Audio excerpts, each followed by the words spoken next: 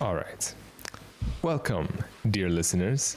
Welcome to the first episode of Fringe Shit Pod, where we talk about fringe shit. I am one half of your host, the Octave Doctor, Psy.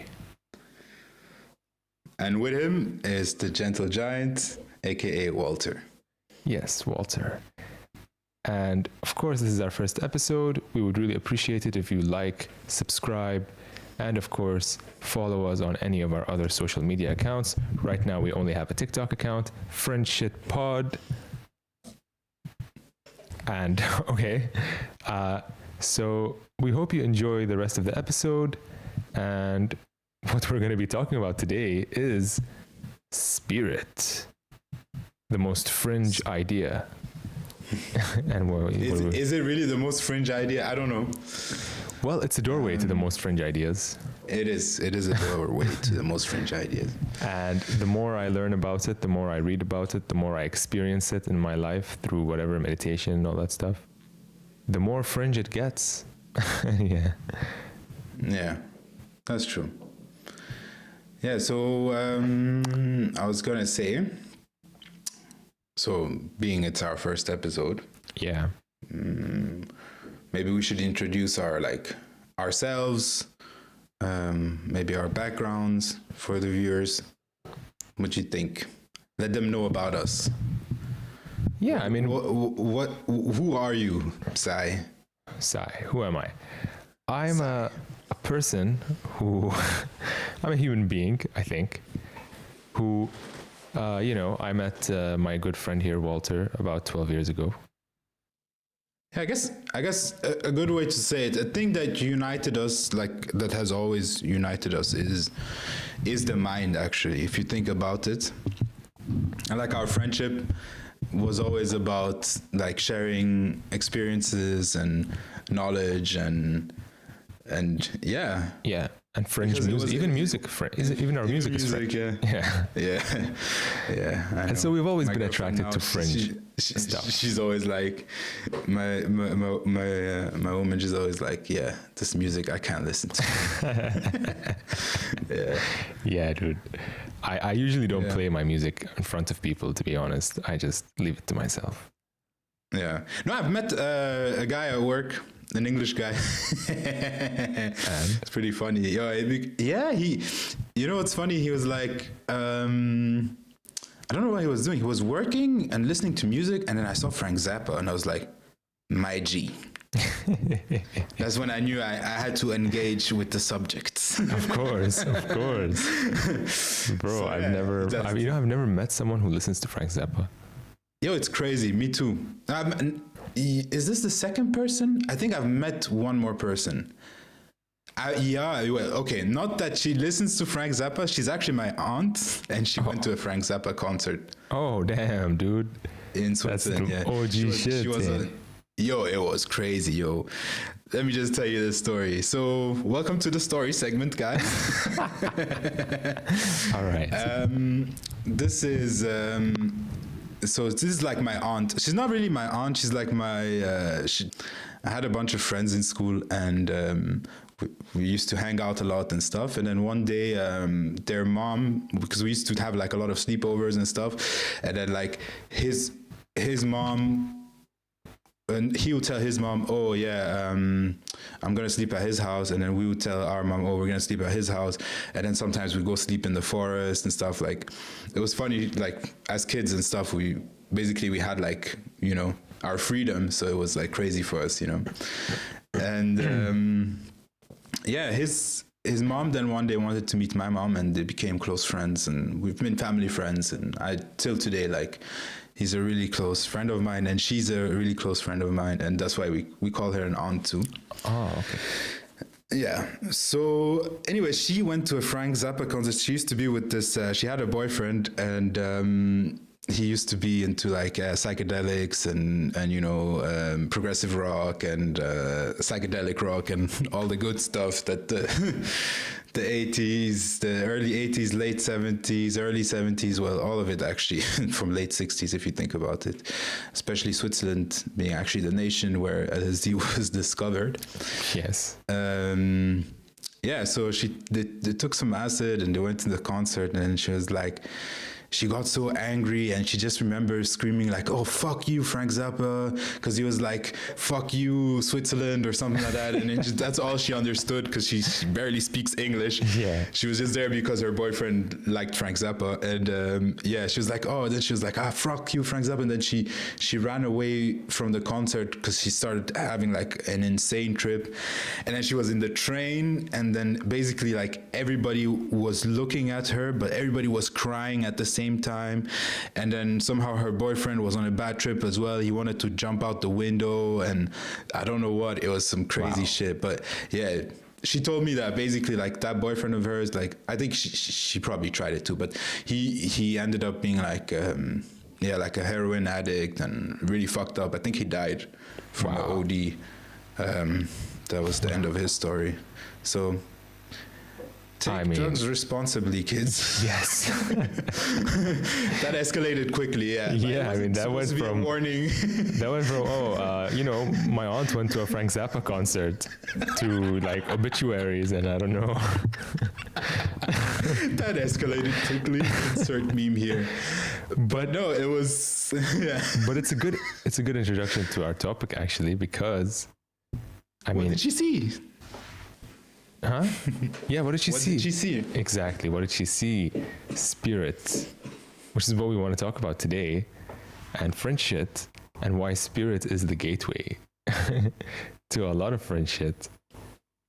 Because, I've been thinking about this a lot lately, and like, what the hell? I don't know, like, this idea that when we're sober, which I am now because I don't do drugs anymore. When you're sober, you don't see, or what you see is this thing called reality. And then when you take something like LSD, you're seeing this thing called hallucinations. But then it's like, how do we make this distinction? Just because one of them is shared and the other one is not shared, this is real and this is a hallucination. But then it's all just chemicals in the brain, and if it's all just chemicals in the brain, then why is this chemical reaction real, but this chemical reaction is not real? I mean, I don't know. It's like, how do we draw that line between real and not real? And who's drawing the line? And who's deciding? I mean, based on what philosophy, based on what science? Like, how are we making this distinction? I don't know. I think it's a bit like, I don't know, my mind goes to a lot of places when you pose the question in that way. One point is human beings and what we require to function, or to have free will, to be agents, to be free agents, to act according to our will, to have will. There needs to be order. And the thing is, if I was tripping balls 24/7, yeah, that wouldn't be possible. So for me, it's always been like, we know, I mean, from some studies, I don't know, I can't say now the names and whatnot, but yeah, we've promised to do some research, put the links maybe in the description of the video, so that you guys can also have some of these things that we speak about. And in case we do say wrong statements, one day, and in case we do say wrong statements, we will retract them and we will humbly be corrected. Yeah. But for the time being, anyways, there has been a study about how hallucinogens actually affect the brain, right? So it's not really that you start seeing information that is not there, but actually it's a type of filter that is in your mind that turns off, or that is that is less filtering. Yeah. And letting more information go to the part of the brain responsible for hearing, part of the brain responsible for seeing, parts of the brain responsible for movement and whatsoever and what so forth, and touch. So this leads you to think that, am I really hallucinating in the classical sense, how it's been described in schools, how we feel like the dictionary definition of hallucinating is, or am I seeing more of what is there? Yeah, and like, this even ties into, this ties into a lot of topics. And you don't even have to necessarily go to psychedelics, right? Because if you really take materialism seriously, at least reductive materialism, this idea that the only thing that exists is the physical, like particles. That's it. It's just particles. Obviously, I don't know what, like, to be honest, I have no idea what materialism is anymore, because it's just like, I feel like it's lost because of, science is changing so much right now. But anyway, the point I'm trying to make is this: if you take reductive materialism seriously, then thoughts and ideas and all these spiritual experiences, they're just chemicals. And why I'm bringing this up is because you just mentioned information, right? If we take this idea seriously, that reality, which I'm really starting to take very seriously, this idea that reality is information. Like, there's no such thing as physical, mental, it's all information. Like, the whole thing is just information. And so if I receive information, it's information, it's real. Like, when I think about unicorns, I'm thinking about, they may not exist in the physical universe, but it is real information. Like, it's all information. Whether it comes from the dream world, or it comes from an extra chemical in your brain, or it comes from a meditative experience, or it just comes from thinking. You can think about all kinds of weird things that don't exist. Yeah.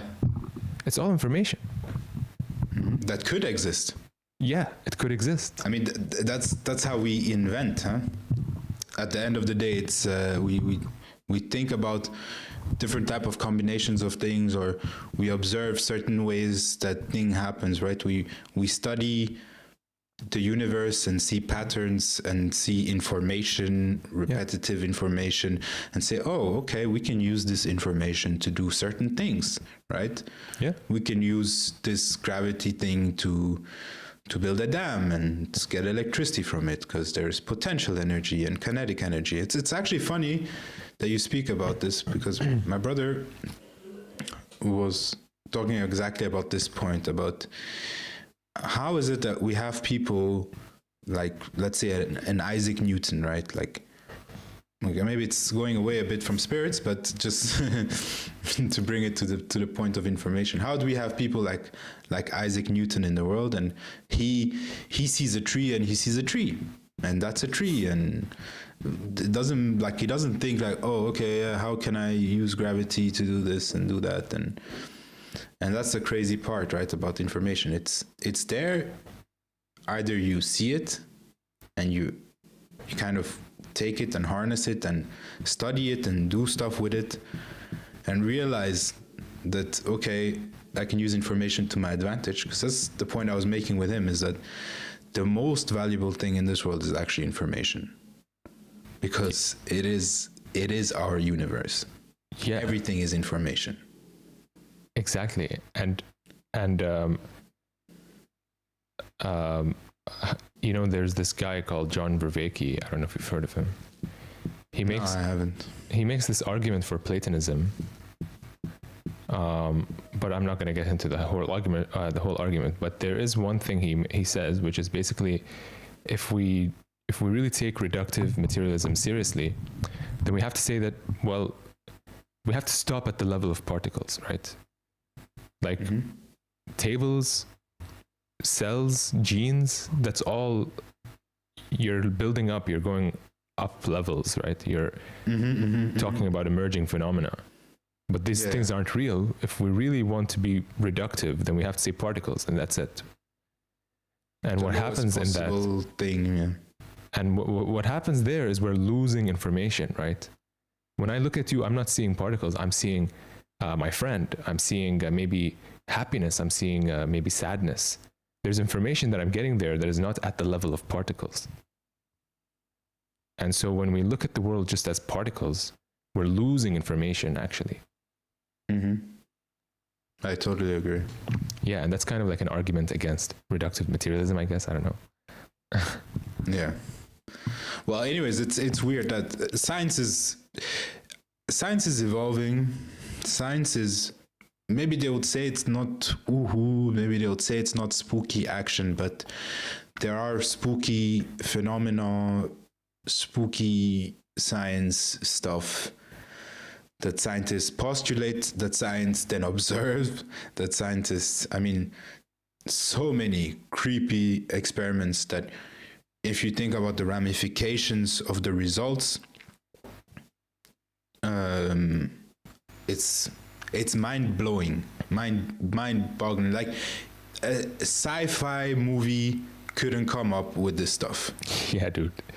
If you went back in time 300 years ago to Newton and told him what Einstein was going to do to his theory, Newton would not believe you. He would be like, what the fuck are you talking about? You know, it was like completely out of his world. Yeah. And Newton was a genius. Yeah, he was a 0 point something % genius. Like, yeah. Also, by the way, generational genius. Yeah. An alchemist, also, by the way. Yeah, that's actually a funny subject, alchemy. Maybe we should do a. Yeah, write in the comments if you'd like some episodes on alchemy. Yeah, I'd love to do an episode on alchemy. Yeah, that's a subject I'd love to get into. Like, read about it and stuff. It's probably funny. Well, I had some funny ideas. Yeah. It's interesting, and but anyway, so there's ideas right now. You know, I actually think that a lot of the struggles we're having to understand the world, the universe, to understand quantum mechanics, to understand special relativity and all that stuff, the reason we're having so much trouble understanding them is because we're trying to save materialism when we should just let go of it. I agree. It's like I don't know if you've heard this story about the rainbow and how like all paintings to like the 1700s only had 3 colors: yellow, red, and blue. Mm-hmm. Every rainbow drawing from like the 1600s and stuff like that was red, yellow, and blue. All right. That's and it's not that a rainbow only has those 3 colors, but it's that a rainbow, or it's rather that people never noticed. You know how like they have some study where they went to an African tribe, and then they showed them a bunch of they didn't know, I don't know if it was, they didn't know the color green, or like they didn't have a word for the color green or blue. I'm not sure which one it is. So they showed them either a bunch of green dots with one blue in it, but like a bluish green hue, or it was the opposite, a bunch of blue dots with a green hue in it. And what they found is when they asked them, hey, which dot is different, they answered all the dots are the same. Or you know how the ancient Greek used to say the ocean was brown? Really? They didn't used to say the ocean was blue. Yeah, there's a bunch of weird stuff surrounding color and perception of color. It's actually really crazy stuff. So until Newton like discovered the prism and was able to break down color into all of its spectrum, like visible spectrums to the human eye, by the way, there are spectrums that are invisible to the human eye, just some information for you guys. That's when we realized, oh shit, that's a rainbow. Yeah. Rainbows are actually blue, and there's violet. They are transitory colors between this red, green, and red, yellow, and blue, or red, green, and blue, whatever. Red, yellow, and blue.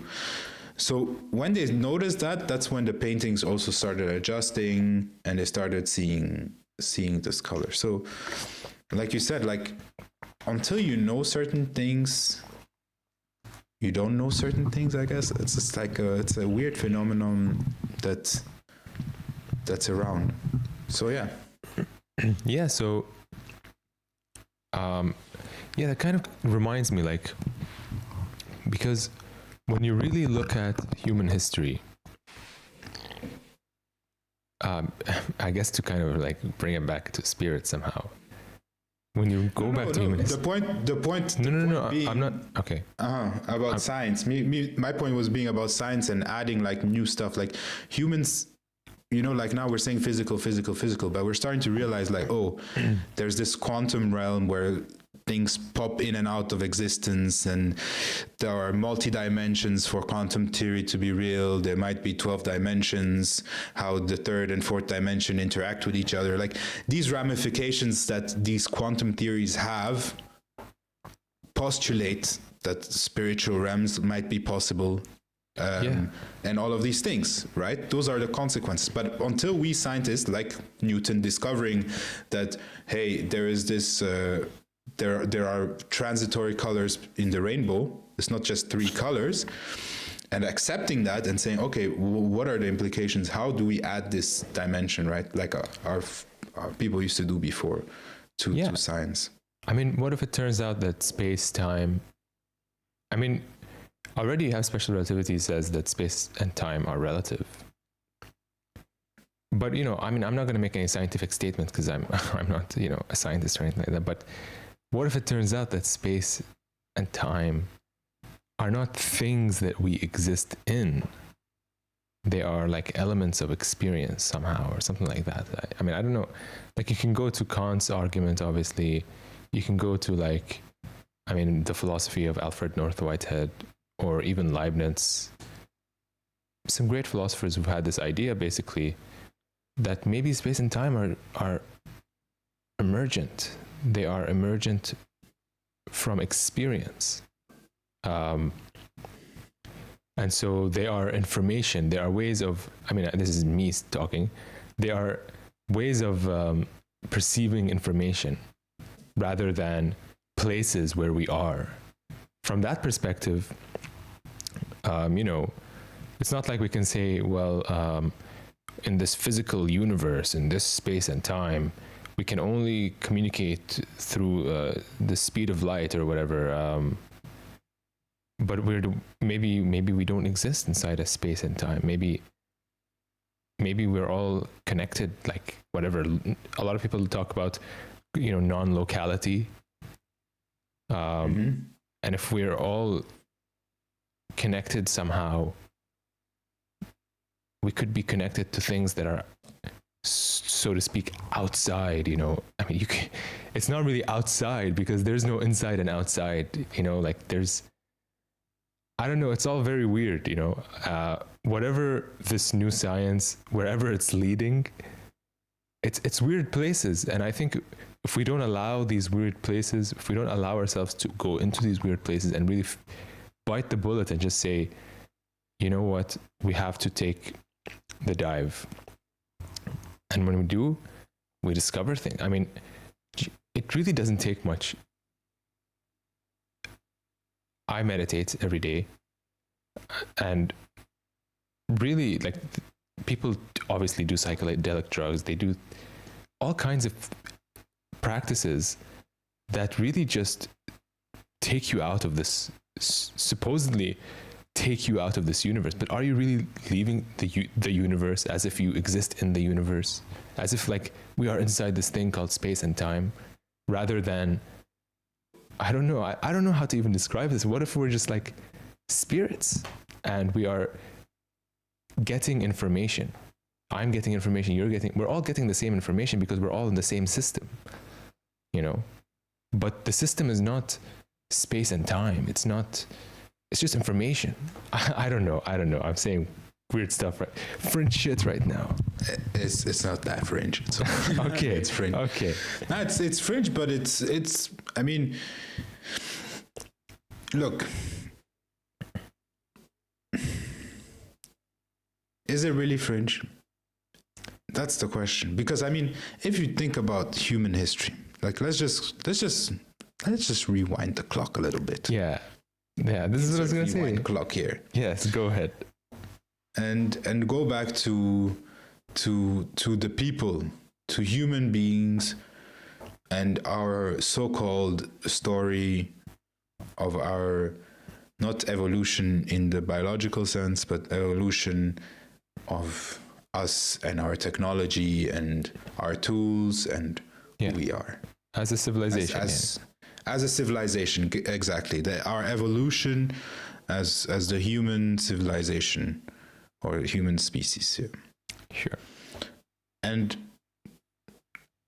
the more we go back, the more we see that, hey, people have always believed in certain ideas, fringe ideas, spirits, animals that are mixed. So like hybrid animals have been depicted. Dragons. Why do so many places just like have this myth about dragons? Like, why does China have a myth about dragons? And Europe have a myth about dragons? And South America have a myth about dragon? Yeah. Are we just gonna be here and be like, oh yeah, these are just coincidences? Like, yeah, whatever. Like, there are things where we can't just say it's coincidence, because there are also innate fears in us. Why are we afraid of the dark? And why are we not afraid in the dark, in a sense that there's an animal going to get me or something? Or maybe we lost it over time, but it's more like, hey, there's some spiritual stuff going on. Yeah. Like, you know, like, oh, there might be a ghost. Like, oh shit, there's some jinns, or, you know, like, it's the type of fear. It's different types of fear. Like when I'm in the jungle and I have a fear, it's a fear, but it's a rational fear. The fear of the dark, for me, it's an irrational fear. It's like, we assume, I mean, most people, right? Me, I'm religious, so I have my beliefs, obviously, and we can get into that. But it's a fear, like, it's irrational for me. The fear of the dark, it's irrational, because you should think in this modern day and age, well, we don't believe in this, we don't believe in this. Then why are you afraid of the dark, bro? Why? You know, I mean, you look at human history, humans believe in spirits, and they've always believed in spirits. Like, maybe the first thing they believed. Like religion, ritual, spirits, it's really just as old as human beings. And why? I really don't know, but, well, I mean, I have ideas. Like, what if, maybe this is a crazy suggestion, what if it's because they exist, you know? What if it's because spirits really exist, you know? Yeah. And what if that before human beings, before we lived so differently? Like, obviously we can say, oh, there's superstition, okay. Let's just get into another story. Let's talk about the reality today. So me, I grew up in a lot of places, and I've had experiences in my life. And I grew up in Europe, actually. I was born in Europe. And growing up, it was a very secular country. I mean, you didn't believe in those type of things. Yeah, when you said, no, I'm scared of the dark, or I'm scared of the ghosts, I'm scared of this, your parents will tell you, what's this? It's not real. This is nonsense. These are just spooky fairy tales from olden days. Don't be afraid of these things. These are not real, you know? And that's the way they calm their children down, you know? oh yeah, no, this is just some stories made to scare people and this and that.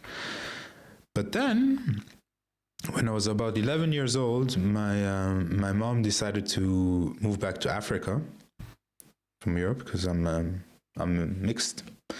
And when we moved back to Africa, it was the complete opposite. Everybody was like, yeah, don't mess with that guy. He's gonna put a spell on you. He's gonna turn you into a goat or whatever, or sacrifice your family, like stuff like that, And it's funny because even like in the newspaper, there's even stories, I think even in Nigeria, maybe if we can find the clipping of that newspaper, in a newspaper story about how a governor or somebody turned into a snake and swallowed a bunch of money and ran away with that money. Like, imagine that being published in a newspaper. That means that they know that they're public. No, but think about this. They know that their public would possibly believe this story. Yeah. Do you understand the implications? Do you understand what I'm trying to say? Like, a newspaper would only put out a story if it sells more newspapers. Yeah. So imagine putting out a story like that. That means my public believes in it. You would never publish a story like this in Europe. You'd be like, what are you talking about? What are you talking about? And like I said, and I've seen stuff with my eyes, and it makes sense according to my religious beliefs that there are spirits. Yeah, I mean, that's the thing, right? Because so it's the complete opposite. So as I grew up there, they were telling me, no, you have to believe in this stuff. And I saw stuff with my eyes where I can tell you magic. Like, no, yeah, I've seen things, you've seen things, and like, you wonder sometimes, like, is it that these people are superstitious, or is it that these people are honest? Like, are we suppressing our experiences? Because I heard about this study, actually. I don't know if I've said this before to you, but I heard about this study where they took, I think, like, if I remember correctly, I think it's like 50 people. I mean, anyway, so I think they took 50 people and they asked them, have you ever experienced a dead loved one or whatever, right? And out of those 50 people, one person said yes. Okay. So they were like, okay, one person. So they redid the study. This time they put, as a preface to the study, they said, look, this is normal when people are sad, whatever. They normalized it, like they made them feel normal. And then they asked them, have you ever experienced dead loved ones, stuff like that, yani? And well, out of 50 people, 25 people said yes. That's crazy. Yeah. That's actually crazy. From 1 to 25. Yeah, that's 50%. Yeah. And actually, that kind of meets up with reality, because when I run into people, like a lot of people I've run into in my life had some type of inexplicable experience in their life, or there's a lot in my family. And like I said, we grew up in a spiritual household too. Not that my parents were religious, but in the sense that we always believed in God. We always believed in evil powers. We always believed in good. We always believed in this spiritual fight, that all religions actually depict, if you think about it, right? The battle between doing good and doing evil, right? So yeah, I mean, like, for example, my brother, when we were growing up, he so maybe a little story segment again. Go ahead. When we were growing up, basically, I don't remember what happened, but somehow he ended up in the woods. And I don't know if it was my sisters or something that took him out and then left him there and ran away, or some evil type of shit. My sisters didn't really like my brother growing up as a kid. Yeah, it was some weird shit. But anyways, that's beside the point.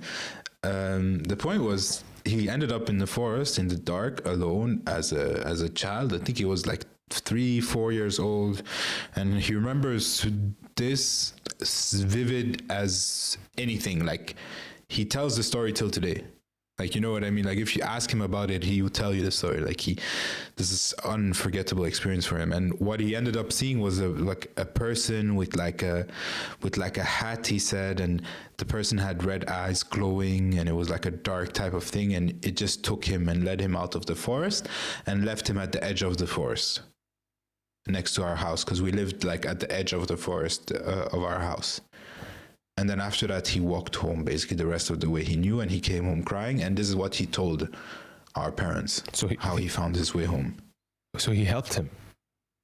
Yeah, this spirit, this thing, whatever it was, helped him. He said it looked scary, but it helped him. Wow. Yeah. Basically led him out of the forest. Yeah, so that makes me wonder, like, are most people having these experiences, but they just don't want to talk about it because they're afraid that, they're going to think I'm crazy, or they're going to think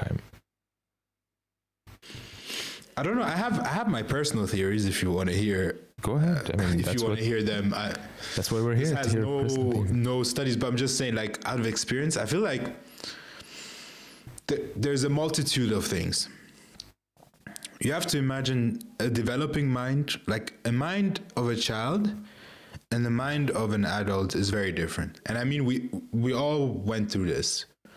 I mean, a lot of us don't remember our childhood. Think about this. Like, not our whole childhood. I'm just saying, like, maybe the formative years, 2, 3. You maybe just remember, like, big events, like if you burned yourself, or, like, you know what I mean? But, like, real memories, like concrete, it's like fading. It's like a very abstract type of memory. I don't know how to explain it, but that's at least my view. I don't know how it's for you. If it's similar. Yeah, I barely remember. My theory is, yeah, exactly. And my theory is that basically your mind in the formative years is more of a mind like how we are on hallucinogens, like less barriers, more information being let in. Yeah. And that's why when you look at kids, they're actually like always super confused. Like, they don't get stuff. Like sometimes, like, when they're walking, or they don't really, like, they can't focus on things. They don't really, like, watch the road. They can't tell the speed of objects. They have this type of mind. And I feel like it's because of this, because they have too much information, because their mind is still forming. These filters that I spoke about are still forming. What is useful, what is not useful, because your brain is elastic, right? You have to think about learning like an elastic property. You know, it's like, okay, you saw something and it happened, and now it happens. It's repetitive. Okay, when I do this, this happens. You know, so this is how your mind like kind of learns, right? And my theory is that when you're a child, you're more connected to that realm, the spiritual realm, the realm of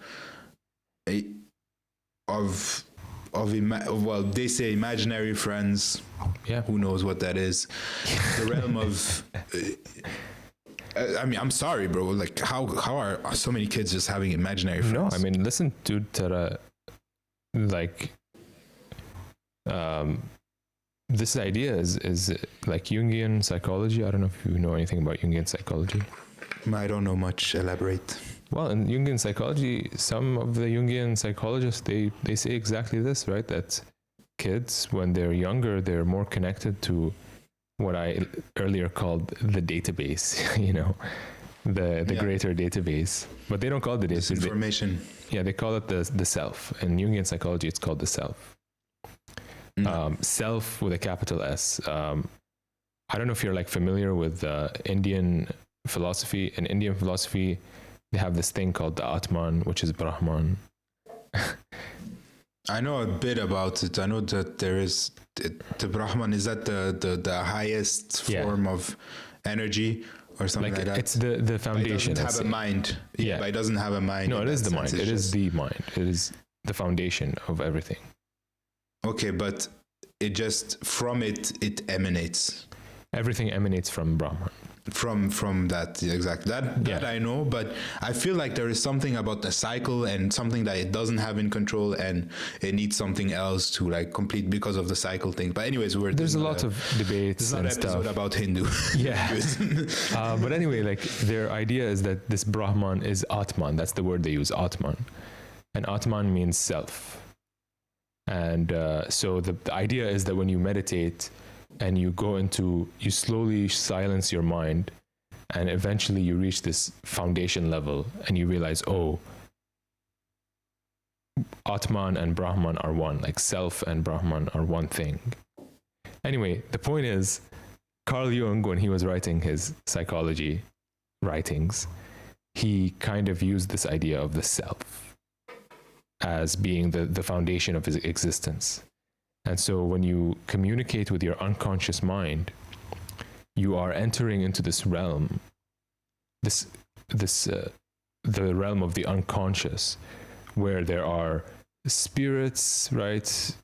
This is what he calls like archetypes, demons, gods, angels, and of course, ultimately the self, the container of the whole thing. And so when you're a kid, in Jungian psychology, some Jungian psychologists will say, the younger you are, the more connected you are to this self, this unconscious, because you don't have like a barrier. As you grow up, your ego starts to separate from the world. I am this person. And so you're no longer connected to this self. You see yourself as a separate person. And sometimes, some of us, through experiences, maybe some hard experiences in life that push us towards maybe self reflection or self-reflection. Exactly. And you are led back to that connection with the unconscious, with the self. So the idea is that there is a realm. The realm is not out there. The realm is inner. You know what I mean? Of course, this is Jungian psychology. In a more, what we're talking about right now, we could say like, if we're really saying, because there's this guy called Tom Campbell. I don't know if you saw anything from him. Oh, okay. Well, you haven't. So Tom Campbell has this idea. Really cool stuff. I mean, you should check him out. He has this idea called my big theory of everything. Mm-hmm. It has to do with virtual reality. That we're living in a virtual reality, and everything is information, right? So if I am seeing a world right now, a physical world, it's all information. And so at any moment, if you see a spirit, you're seeing information. It's not like you're seeing, this is the physical world, this is real, and that's not real. No, it's all information. It's all real. So inner and outer, there's no inner and outer. It's all just information being subjectively experienced. There's shared and not shared, maybe, but there's no inner and outer, you see? So anyway, but these are different viewpoints. I'm not advocating for either like Jungian or Tom Campbell. No, I'm just giving different viewpoints. Viewpoints are. No, I agree. It's important to understand all of that. No, me personally also, for me, it's always been like, I've always agreed. I mean, that was gonna be our question of the day. I guess we could do our little segment, question of the day segment. So, tell us, Sai, Octave Doctor. But before we go to the question of the day, just complete your thought. You were going to say something. Well, my thought was going to go into the question of the day. So I guess we could get into the question of the day, and then. All right. Okay. I'll continue. That was my idea. All right. Well, here's the thing. Okay. We're planning on doing this is our first podcast, so we really have no idea how this is going to go. But true. But we are planning on doing segments where we're going to have a story of the day, question of the day, of course the topic of the day, and what we want ultimately is for you guys and gals to share with us in the comments your own stories, any questions you have, and even topics anything you want to see discussed by us. just share it with us, and we will incorporate those things into our segment. Of course, we'll also bring our own things. But if you have something that you want to hear us talk about, just share in the comments below. Tell us, whatever questions you have, whatever topics you want to hear, whatever stories you have that maybe we can share on the show. Or even if you want us to react to a video or something. Yeah, please. We can do that. We want this to be an interactive kind of thing. We want to be interactive with our audience. We want to, we want to have a relationship with you guys and gals. And I was thinking maybe even give people a platform. Like if there are some ideas out there that you guys want us to like platform and like have them on and listen to us, or even you as a commenter, if you want to come on and talk about something. Why not? Yeah, why not? Organize. Exactly. But anyway, so the question of this week is, are we living in a virtual reality, in a computer simulation, or whatever, however you want to phrase it? It doesn't have to be. I would just use the word simulation. Simulation. Yeah. Simulation. Because virtual reality, what is virtual? It's more words, it becomes complicated. Simulation is easy and it can be whatever. All right. So how does this connect to the thought that you were going to talk about? Because you were going to say something like about your beliefs. Because we started talking about information and simulation, and my belief is that this world is a test. So from the get-go, this world is a test. A test, okay. A test. Yeah. So this world from the get-go is a simulation. It's not real. It's not base reality, and that is reflected in a lot of things, like the speed of light, for example, like limits that you have that actually show you that this is not base reality, because base reality shouldn't have limits if you logically like think about it. Anyways, but that's just other things, limitations of a system. Yeah, I mean, I think personally, like I'm more and more starting to warm up to the idea that we are here to learn, to grow. Not a test. That's where we differ, I guess. It's not a test. It's a place where we can learn and grow. And and I think his name is something Lang. I forgot his name. He has a really nice talk on YouTube. Something Lang. I forgot his name. Is it Jeffrey Lang? And he has a talk on YouTube. Yeah. I think I've heard that. He's a pretty famous author and Muslim. I think he's even written a Sirah book, maybe, I think. Yeah, Professor Lang, that's his name. Oh, I think, okay.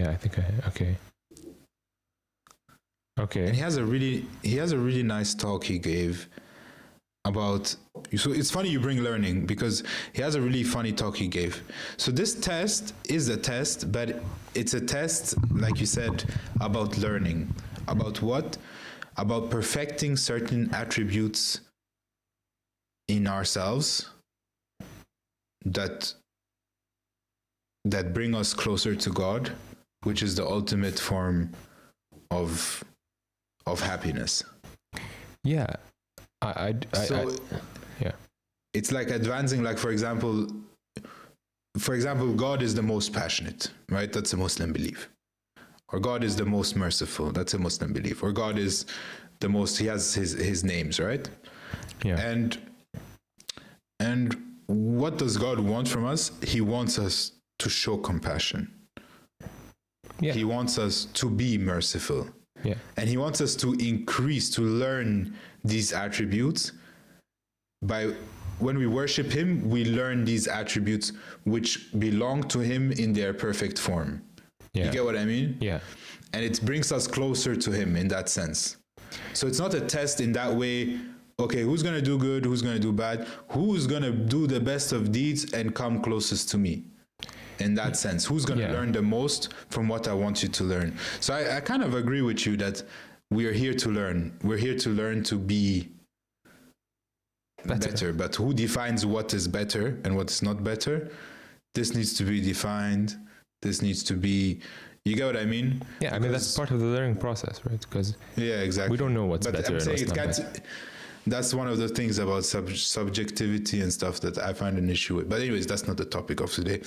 Well, I think like the whole thing is, it's part of the process. Like we're here to learn, and part of learning is discovering what good is and what bad is. And the only way to do that is to make mistakes. I've made plenty of mistakes in my life. That's the only way I've learned. Yeah. And everybody learns through mistake. Yeah. I guess where we differ is that I see learning as a multiple life process. It's not a one life process. You believe in reincarnation? I wouldn't say I fully like believe it. I have no idea. Like, is it true? Is it not true? But I think like if I were to believe that there is more to life than just this one life, the only thing that makes sense to me is reincarnation. But then why don't you remember your past lives? Huh? Oh, we're going so off topic now. So why don't you remember your past lives? Like, what's the sense of the? Do you then remember, like, when you joined the Brahman? Like, we're getting into Hindu philosophy again, but like what's the sense? Like, when do you see all your past lives? Like, how are you progressing? Well, first of all, and how do you know of your progress? How can you be sure of your progress? I don't know. Like that. You don't remember. I don't questions. remember what I did 2 years ago. Everything I did 2 years ago, but I still have those habits in my present day. Like those patterns that I've done, those small things that I've done over the years, they influence the way I behave today, even if I don't remember them. Mm-hmm. And so what I've done in previous lives, it's with me in the sense of it's in my habits, it's in my comfortable way of being, but they're not, I don't remember them. And actually, there are people that, they do like past life regressions, and they go into these states and they remember their past lives. I mean, I don't know. I've never done it. I don't know if it's true or not, but people do it. They do that stuff, past life regression, and it works. Like, people get healed from it. Like, they go in there, they relive a past life memory, and then they're better. They feel good. They feel happy. They feel relieved. Like, why does that work? And I think crazy. Like, I've heard some theories like that. Well, at the end of the day, it's like the Jungian thing, right? Because it's like, we're not connected to the database. We've separated ourselves, our ego, and you can connect to the database. You can relive those memories. You can remember them all. You just have to connect. You just have to connect to it, I guess, something like that. But anyway, is that the collective learning thing, that like some people have a better connection to the database, so that's why they learn faster, because they can tap into the shared knowledge of this mind. Have you heard of that theory before? No, but that sounds interesting.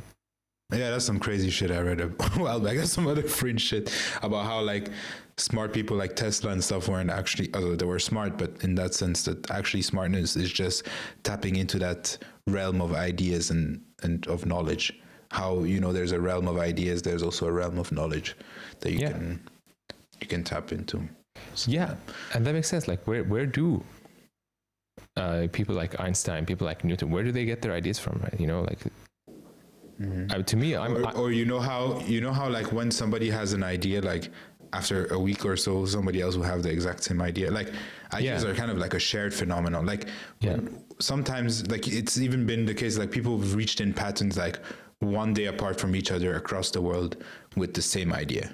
Yeah, I'm a Platonist. I believe ideas exist. But how are they getting placed into that? Like, you get what I mean? Like, why are these two guys coming to the same design, same everything, same idea, one day apart, and they're living across the world? Like, like, it's so weird. Like, if you think about like the originality, like there's supposed to be originality. Like, you get what I mean? Like, how is this happening? It shouldn't be possible. But anyways, getting back to our simulation thing. Yeah, no, this is actually perfect, because now I can say what I think about the simulation thing, right? Oh, okay, yeah. The whole thing, to me, it seems like the whole thing is just information. Ideas are information. The physical world is information. We can tap into so much more information than our eyes can see. And so when I think about it, like just thinking about it, like, okay, I look at the world, right? I don't see, like I'm looking at my door right now. I don't see atoms. I don't see particles. I'm not saying that they don't exist. I'm just saying, like, where are the spaces, you know? Like I'm seeing a continuous object, not a bunch of discrete things. Yeah, I get what you mean. You know? You're not seeing Swiss cheese like holes in the Yes. in the atoms, in the bonds of the atoms holding together. Yes. Like why aren't you seeing that intricacy? And, exactly. What is that? And I've even been thinking, like recently, I've been thinking about this argument, and do you want to hear it? Yeah, sure. Let's hear it. All right. So Leibniz. Leibniz gives this argument, and Leibniz is a 17th century philosopher, and a mathematician. He was actually. They were all polymaths. He created. He invented. What's it called? A form of algebra, I think. I forgot what it's called. But he invented it. Him and Newton, they both invented the same type of algebra. Calculus or... Calculus, yes, calculus. They both invented it, and they did it independently, but Newton thought that Leibniz stole it from him, and so he got, there was like a lot of trouble between them. But Leibniz is a genius, in my opinion. Not it was as... at the same time. Yeah. It was at the same time. Yeah, they both lived at the same time. They came up with the same idea independently of each other. You see how they were both polymaths? That's what I was saying. Like, people were OGs in the back in the day. Yeah. I'm just a polymath. Man, humans are supposed to be polymaths, man. Fuck this specialization shit we're getting into. 100% agree. Sorry, it's just a random comment on society. No, but this is right, because right now when you really... Okay, now we're... Okay, let's just come back to Leibniz for a second. Yeah. Yes. Yeah, that's what I was trying to... Okay. That's why I said, okay, let's stop. Eventually we'll get everywhere. But okay, so Leibniz says, because before the 17th, 16th century, Aristotelian metaphysics, basically everything is a substance, right? I'm a substance, you're a substance. You're substance, yeah. Yeah. But 16th, 17th, 18th century... Well, what is a substance, right? Because like a door is made up of many parts, atoms, right? So it's like, okay, well, is that a substance? How can it be a substance if it's made up of more substances, right? So the idea was, the ultimate substances are these things called atoms, and these atoms are the indivisible units that make up everything. So Leibniz said, look, and this is kind of like a Buddhist the Buddhists also made this argument like a really long time ago, but Leibniz came up with this argument, and he had a different direction to go with it. And so the idea is, okay, if matter and extension are really fundamental, space, my body is actually a collection of substances, right? These things called atoms. But because atoms are extended in space, they cannot be indivisible because they're extended. Anything that's extended in space is divisible. And so, okay, well, atoms are divisible. And of course, now we will say, yes, they're divisible into particles. But then particles are extended in space. So they're also divisible. And so for Leibniz, this process just goes on infinitely, because everything, as long as it's extended in space, it's divisible. It's a fractal, bro. Yeah. And ultimately, you never reach any being. You have a multiplicity, but never any unity. There's nothing making up the world. You see what I'm saying? If it's continuous. And so Leibniz said, if we want to really build a world, we need some true unity, something that is truly indivisible. And the only thing that is truly indivisible cannot be extended, because if it's extended, then it's divisible. And what's unextended? Well, Leibniz said that the only thing that we can put in that place is soul. And so the universe is made up of souls. Everything is soul. So he called them monads. Interesting. Yeah. And so Interesting theory. So it kind of goes back to the Hindu belief. Okay, now I see what you're saying about the projection and the projector being light, and he's the base of reality, and all of it is actually made up of his own light in his play in that sense. But it went in a different direction for the Hindus. But yeah, exactly. I get what you're trying to say with the Hindu analogy there. Yeah. So yeah, okay. The idea is, if I'm looking at this door, and okay, well, this door is made of atoms, but the atoms are made of particles, and particles are also divisible and everything, and then you never get to any true unities. And anyway, and like Leibniz said, it's the door is kind of like, if that's the case, if it's really the case that it's made up of atoms, and atoms are made up of particles, and particles are made up of quarks, and quarks are made up of whatever. We haven't figured that out yet. We don't know maybe they're made of strings or whatever, right? And the whole process just goes on down infinitely. Then really what we're seeing is just like the rainbow, right? It's phenomena, he calls it. You know that they use a similar argument for God, right? In that sense, that God is that unit that's indivisible and has to be there. You know the argument, what's it called? Is it the cosmological argument? Yeah, maybe. Isn't it the argument here that if you go back infinitely, you can't have an infinite regress, so you need to have a starting point, a point. Yeah, that's about starting. Yeah, for time to exist, you need to have a start, but you need to have something that's outside of time, that's an anchor, that's eternal, or else it will never start, because if that thing wasn't eternal, it will infinitely regress. It's like, when you know about the hotel room thing, like if you say, oh, there's a hotel lobby, and then you can say, okay, you can get the key as soon as you give the card to the guest behind you, and there's an infinite amount of guests behind you, you'll never get the key.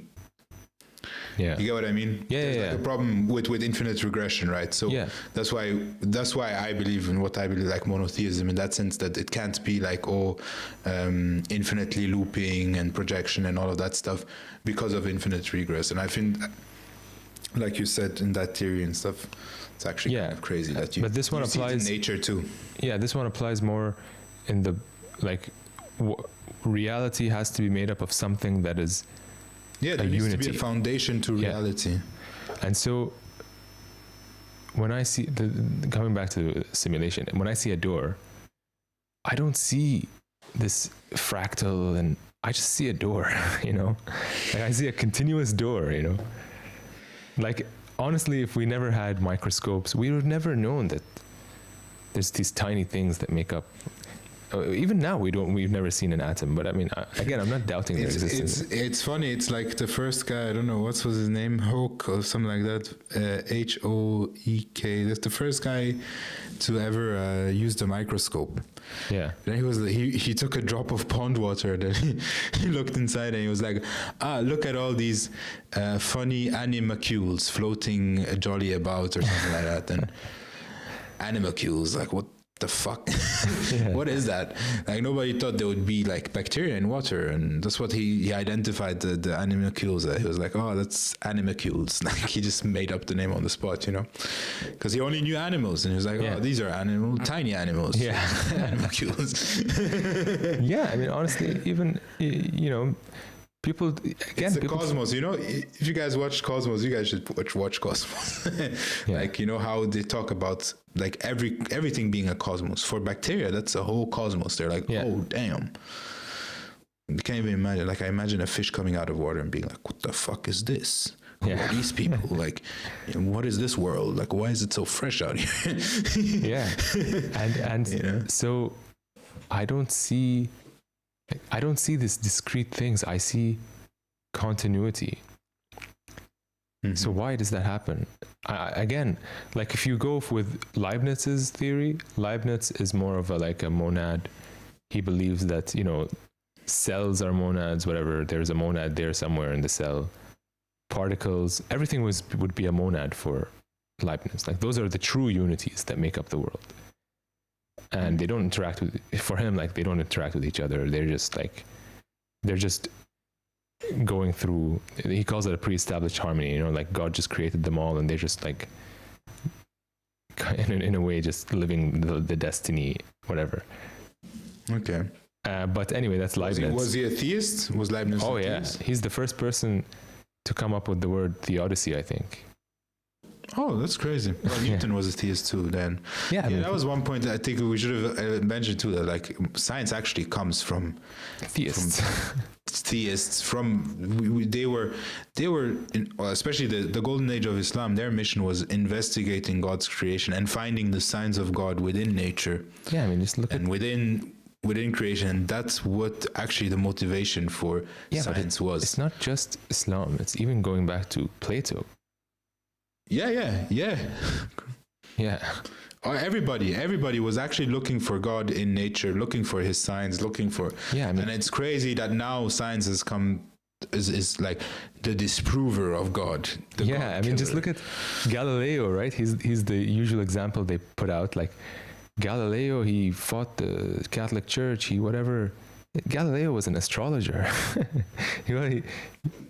And I bet you still was a theist. Yeah, he was a theist and he was an astrologer. Like we have birth charts that he drew by himself, and like he did astrology, you know, like what we now call Leo and Gemini. Galileo, right? Yeah. He was an astrologer. He was doing up shirk. Huh? He was doing up shirk. No, I'm just joking. But anyways. So I guess the point I'm trying to make is that it's just weird. The data stream that I'm getting, it's weird. It's a simplified data stream, and when I take things like LSD or DMT or whatever, it becomes a much more complex data stream. When I meditate, it's a very different data stream. Like I'm just seeing data streams, you know. Like the more I think about it, the more I realize it's just data streams and different data streams. Yeah, it's good you didn't get into IT, because this would have happened. Like the realization would have happened a bit quicker. And also like that's one of the things that really made me believe, like I work in IT, and the more I understood like systems and how even this thing works, like if you think about it, a bunch of zeros and ones are like doing all this stuff you're looking at, right? Look at what we did with information. Why is it called information technology? So if we manage to recreate with information an image, why don't you think? My unifying theory of everything has always been that the brain is a quantum computer. Like our body is hardware and the soul is the software, and the brain is like a quantum computer, and it digests the data that it sees around it. And you are a quantum computer, and your software is your soul, and I'm a quantum computer, my software is my soul. And that's how we interact with this simulation. And it's not really reality, because like I said, for me, base reality, logically speaking, cannot have any confines. It cannot be, the base reality cannot have confines, because it should have nothing constraining it. You get what I mean? Yeah. This is all built up. There's a cosmological constant. There's the speed of light. There is the gravitational constant. There's so many rules to the universe that shows you that it's actually a program. And when you program stuff, you notice it, because you're like, okay, the same way I can build a wall in Sims, or the same way I can simulate certain things, the way fluid works, it's all math. It's all just math. You can represent the whole world in mathematics, and you see that it's all just information. And that's fluid works. Sorry.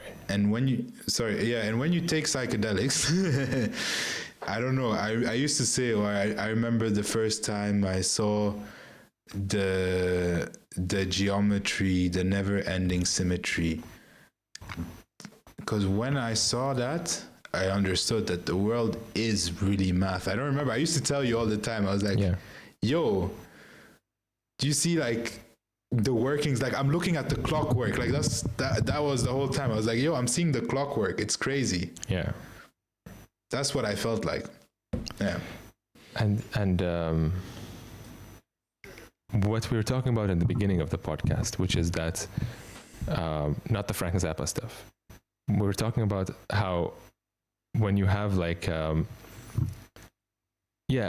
we're coming into a new era of science, a new era of physics, and the way paradigm shift, but we're not really allowing that paradigm shift to happen because we're trying to hold on to this idea, materialism. And the reason I say that is because, first of all, just think about things that happened in the early 20th century. You have the relativity of space and time, the relativity of motion, quantum mechanics, right? Probability waves. What the fuck is a probability wave? Like, is there? Are we being told that probability waves are things? Bro, it gets weirder. Right? I don't even want to know the stuff the government is working on. Bro, if the things we know is this, I don't even want to know the stuff we don't know. Yeah. And here's the thing. So, relativity, quantum mechanics. But then we also discovered a lot of other things. We discovered things like fields, the possibility of fields. We discovered that Euclidean mathematics is just, Euclidean geometry is really a very limited form of geometry, that actually mathematics goes way beyond the mathematics that we see here in the world. We noticed that the multidimensional mathematics is being gabbies. Yeah, I mean, there's some crazy mathematics. I mean, there are mathematicians right now doing weird ass stuff that I will never understand. But then it's once you come into this, once you start to see all these ideas, you start to realize that we're entering a whole new territory, right? And the reason I mentioned this is because you said limitations, right? It's like Whitehead, one of my favorite philosophers. His name is Alfred North Whitehead. He was a contemporary of Einstein and people like that. And he basically wrote in his book, Process and Reality, and this is something I remember. He said, look, he's a mathematician, right? He was a mathematician his whole life. He became a philosopher at the age of 60. That's a hell of a journey. Yeah, he taught at Harvard, actually. First he taught at Cambridge and then he taught at Harvard. But anyway, so he said basically the fact that our universe is three-dimensional is arbitrary. We could have 300 dimensions. Mathematically, we could have 300 dimensions. We can have 400, 500. And so for Whitehead, because Whitehead is a Platonist, which is what I am also. For Whitehead, the universe is infinite potentiality, literally, right? There is really the potentiality for a four-dimensional universe, a five-dimensional universe, a six-dimensional, and we can represent that mathematically. And that's all information. We're dealing with this information that describes a five-dimensional universe, a 300-dimensional universe, a 400-dimensional universe. And so this universe that we're seeing is just one arbitrary limitation of infinite potentiality. And so, well, but not necessarily. I like where you're going, but what I would disagree with is potentiality in the sense where we can't notice. Like, we could have 300 dimensions right now on top of us, but we are only seeing 3. Do you understand? Like the tools that we have, the tools that we have. But for me, the word potential meaning we only have 3. We could potentially have more, but no. For me, it's a fact. We do have more.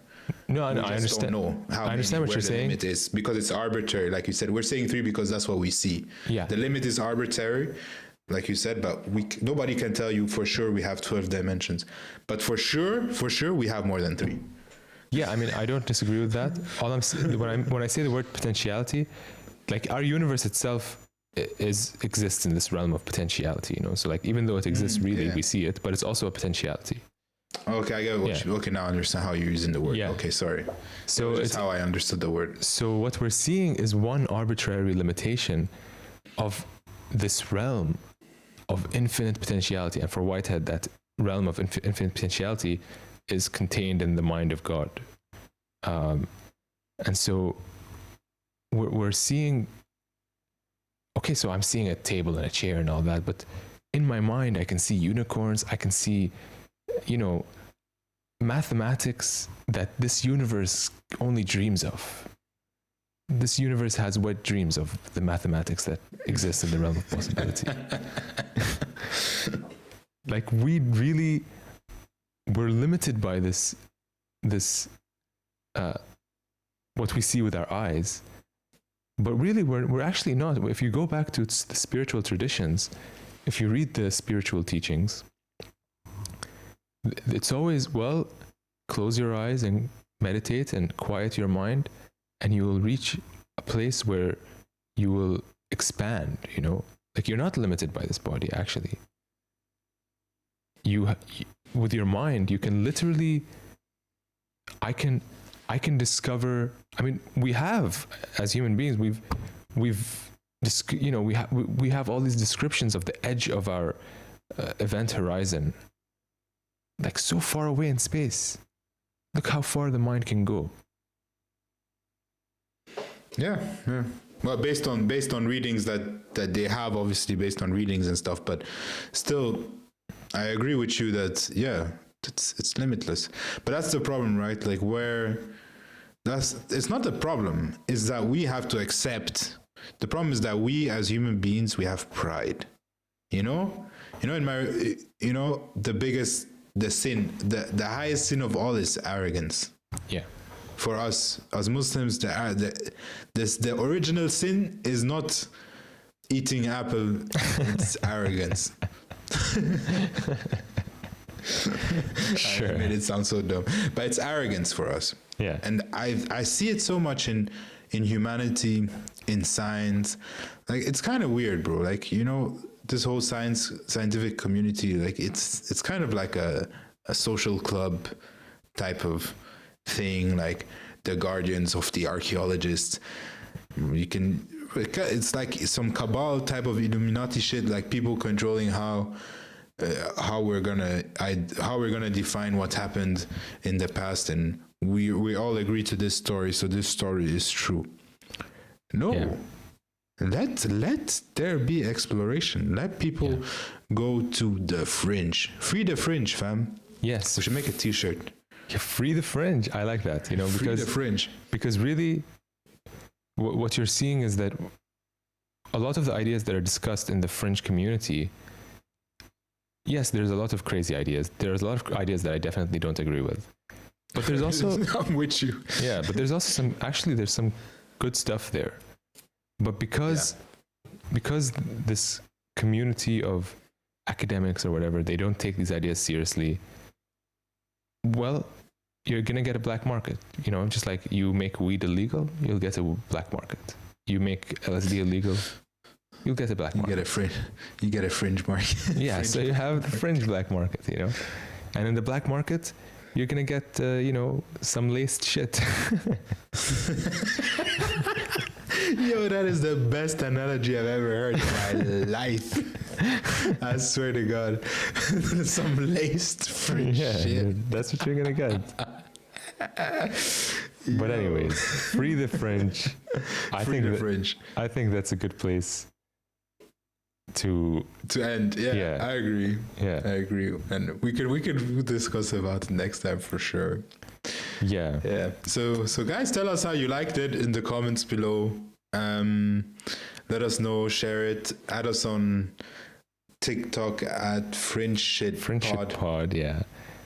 And, like, subscribe, share. And don't forget to leave your stories questions in the comments, your questions, so topics. We can do our little segment topics. Any videos you have, any interviews you've seen recently that are insane, I Yeah. actually saw an interview recently where this person was talking about how she went into the Vatican library, and maybe we can talk about this next time or something. She went into the Vatican library and she was reading some old text looking for some information, and she found all these descriptions of, like UFOs and stuff. So, But the Vatican Library is the place where you'd find that type of shit. Like, where else? Like, yeah. But yeah, I mean, yeah. Well, anyways, if you have those kind of videos, send them our way. We'd love to watch that stuff. So, for sure. yeah, For sure. yeah. So, anyways, hope you liked the podcast, and see you next week. See you next week, guys. Signing off.